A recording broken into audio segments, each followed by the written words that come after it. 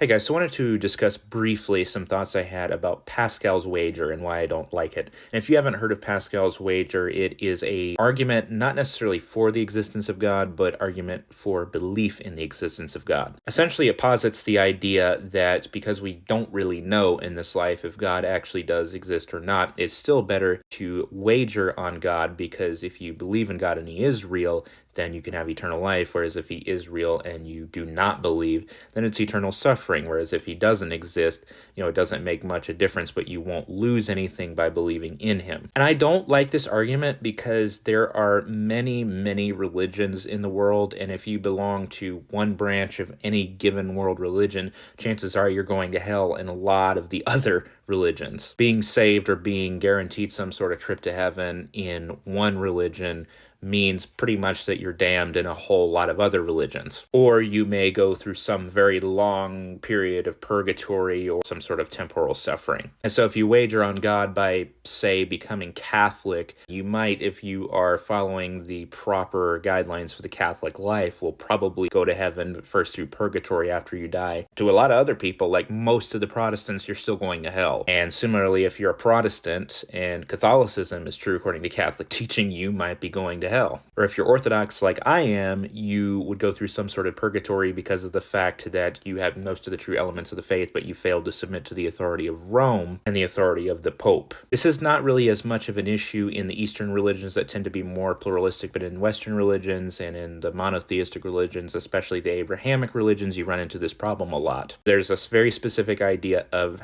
how do you get to a state of happiness and a state of non-suffering in the afterlife. All these faiths have very different answers to that question. Now, there is a version of Pascal's wager that I think can kind of work, in that it would be better per se under the idea that there is some sort of divine justice in the afterlife and there is suffering and there is happiness, to choose a religion and a faith versus choosing none at all. It's sort of like if you were to enter a raffle, right, and there's 50,000 entries. Entering that raffle, you have a chance of winning, better than if you had not entered the raffle at all. And that sort of has a lot of implications about whether God would be cruel if he allowed people to exist in a system like that. But I think that is sort of a version of Pascal's wager that works, whereas most versions, I think, fail to account for a lot of other factors that determine what get people into heaven according to different religions, other than just believing that a God exists or potentially worshiping a monotheistic God.